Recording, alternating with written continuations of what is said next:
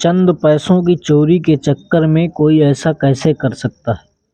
जी हाँ, एक चोर एक घर में घुसता है जहाँ दो मियाँ बीबी को जान से मार देता है और वहीं घर के अंदर ही छिपकर एक डब्बे में घुसकर बैठ जाता है। जी हाँ, एक ऐसी ही कहानी मैं लेकर आया हूँ। रात के करीब 12 बज रहे थे। रात के वक्त अचानक सिंघवा मोहल्ले के एक घर से चीखने की आवाज़ें आने लगी।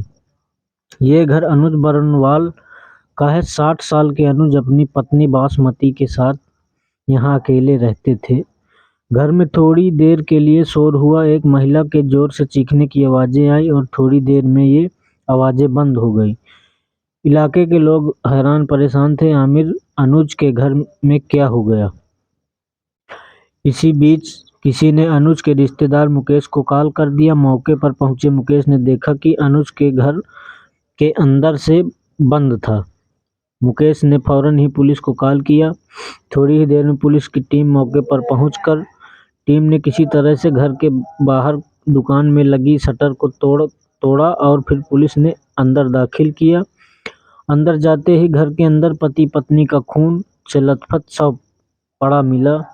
पत्नी का शव कमरे के दरवाजे के पास, पति की लाश बाथरूम के पास पड़ी थी। सिर व चेहरे पर गहरे जख्म के निशान थे। हैरानी की बात तो ये थी कि अनुज के हाथ में घर की चाबी थी। मौके से पुलिस को एक खून से सनी लोहे की रॉड भी मिली थी। पुलिस ने घर की छानबीन की। घर के अंदर छज्जे पर एक बड़ा बॉक्स रखा था जिसमें कुछ हरकत हुई थी।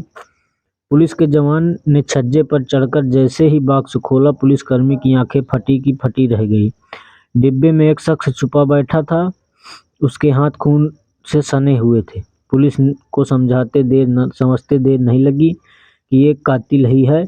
आरोपी ने पुलिस को बताया कि वो चोरी करने अनुज के घर में घुसा हुआ था। आहट सुनकर दोनों जाग गए और पकड़े जाने के डर से आरोपी ने दोनों की लोहे के रॉड से पीटकर हत्या कर दी। घटना को अंजाम देने के बाद कमरे के वेंटिलेटर को तोड़कर बाहर निकलने का प्रयास किया था। जब उसे पता चला कि लोगों ने घर को चारों तरफ से घेर लिया है और वह अब बाहर निकला तो उसे जान से मार देंगे, तो वह अंदर से ही डिब्बे में छुपकर बैठ गया। जानकारी के मुताबिक मृतक अनुज बरनवाल देवघर की बड़ी मस्जिद के पास पान की गुमटी चलाते थे। अनुज की पत्नी मृतका बासमती देवी घर पर ही छोटे मनिहारी की दुकान को चलाती थी। पुलिस आरोपी से पूछताछ कर ही रही थी